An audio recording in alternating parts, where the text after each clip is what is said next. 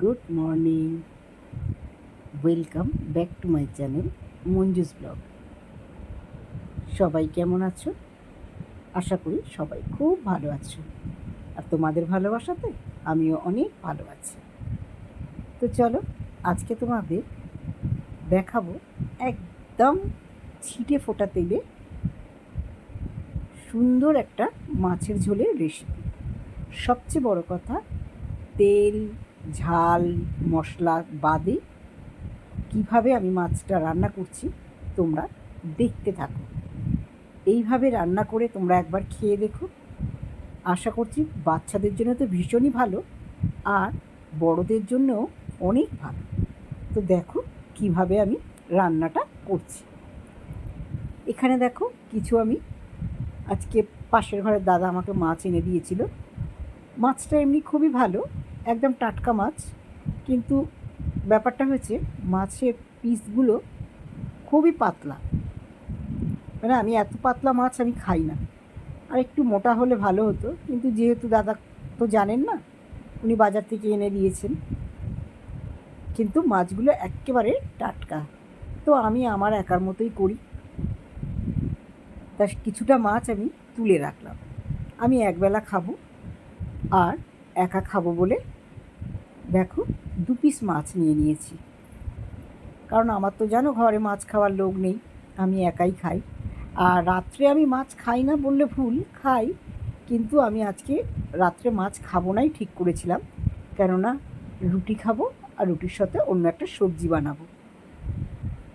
তো 2 পিস মাছ নিয়েছিলাম, আর এখানে একটু দেখো মাছের তেল মতো ছিল। মাছের তেলটা আমার ভালোই লাগে, তা আমি আর ফেললাম না। আমি বললাম একটুখানি তেল, আর তেলটা বেশ দেখতেও ভালো, তা সেই জন্য ওটা রেখে দিয়েছিলাম। দিয়ে মাছগুলোকে ভালো করে 2 পিস মাছ ভালো করে ধুয়ে নিয়ে আর একটু নুন হলুদ মাখিয়ে নিয়েছি। দেখো মাছগুলো দেখে নিজেরই হাসি পাচ্ছিল, প্রচণ্ড পাতলা মাছগুলো। আর এখানে নিয়ে নিয়েছি পেঁপে আর আলু। এই ঝোলটা আমি ম্যাক্সিমাম দিনই বানাই, মানে যখন আমার মনে হয় যে আজকে শরীরটা ভালো লাগছে না বা কিছু, তা কিন্তু নয়, আমার যখনই মনে হয় তখনই আমি এই রান্নাটা করি। দেখো পেঁপে আলু কেটে নিয়েছি, আর অর্ধেক টমেটো ছিল ফ্রিজে, সেটা আমি বের করে নিয়েছি। আর এখানে দেখো জল নিয়ে নিয়েছি, পেঁপে আলুটাকে কেটে ভালো করে ধুয়ে নেব। কিছুক্ষণ আগে কড়াটাতে রান্না করেছি বলে কড়াটার মধ্যে দেখো দাগটা রয়ে গেছে। কারণ আমার তো জানো এক রকমের রান্না করলে হয় না। একজন সাধু বাবা আছে আমার ঘরে, সে তো মাছ খায় না, তার জন্য আলাদা করে সবসময়ের জন্য নিরামিষ রান্না করতে হয়। তা ওর রান্নাটা আমি আগে করে নিই, কারণ ও মাছের যদি গন্ধও পায় তবুও সেই রান্নাটাও খায় না, সেই জন্য আমাকে সবসময় আলাদা করেই করতে হয়। ওর রান্না করে সরিয়ে রেখে তারপরে আমার রান্নাটা আমি করি। তো দেখো একটা কাঁচা লঙ্কাও নিয়ে নিয়েছি, কারণ একদমই তো ঝাল দেবো না, আর কাঁচা লঙ্কাটা গোটাই রাখবো। এই রান্নাটা আমার ভীষণই প্রিয় একটা খাবার। দেখো এখানে প্রেশার কুকারে আমি দিয়ে দিলাম। আর সবচেয়ে বড় কথা, খুব চটজলদি রান্না হয়, খুব চটজলদি, মানে ভাবতে পারবে না যে কতটা তাড়াতাড়ি এই রান্নাটা হয়। ধরো কোথাও বেরোবে বা কোনো অফিস যাবে বা বাচ্চাকে স্কুলে পাঠাবে, তার আগে কিছু একটা করে দেবো মাছের, তো এই রান্নাটা তোমরা করে দেখতেই পারো।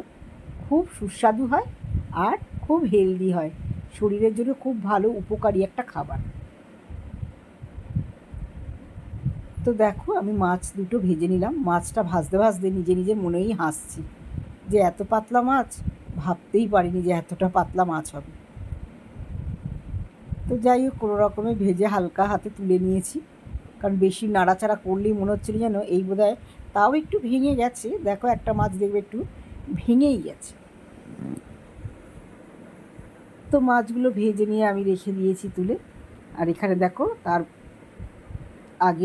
পাশে আমি প্রেশারেটাকে একটা সিটি মেরে নিয়েছি।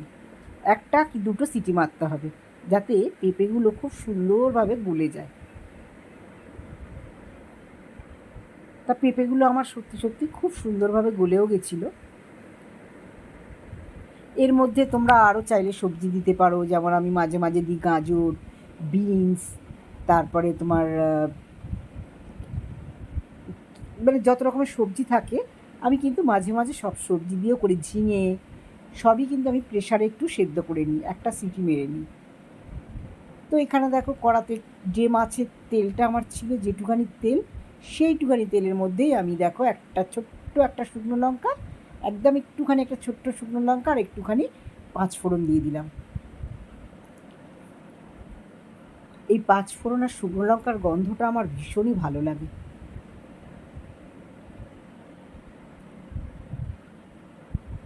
তো আমি এটাকে দিয়ে ভালো করে একটু ভাজা মতো করে নেব। ভাজা ভাজা মতো করে নিলে গন্ধটা ভালো ওঠে।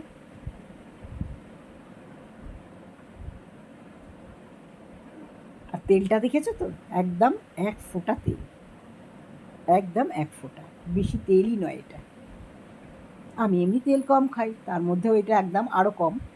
তা যাই হোক, এবার দেখো এখানে সিদ্ধ করে রাখা সবজিগুলো জলটা সমেত আমি কড়ার মধ্যে দিয়ে দেবো।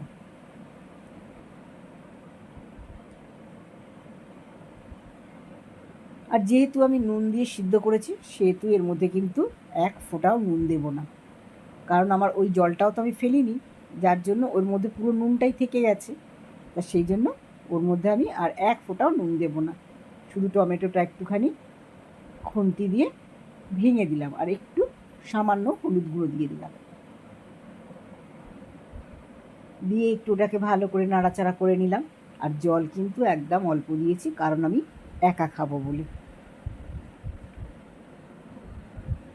দেখো একটু ফোটা শুরু হওয়াতেই আমি মাছগুলো দিয়ে দিলাম। আর দেখেছি দেখো মাছটা ভেঙে গেছে, বললাম না এত পাতলা মাছ যে কী বলবো, প্রচণ্ড পাতলা মাছটা।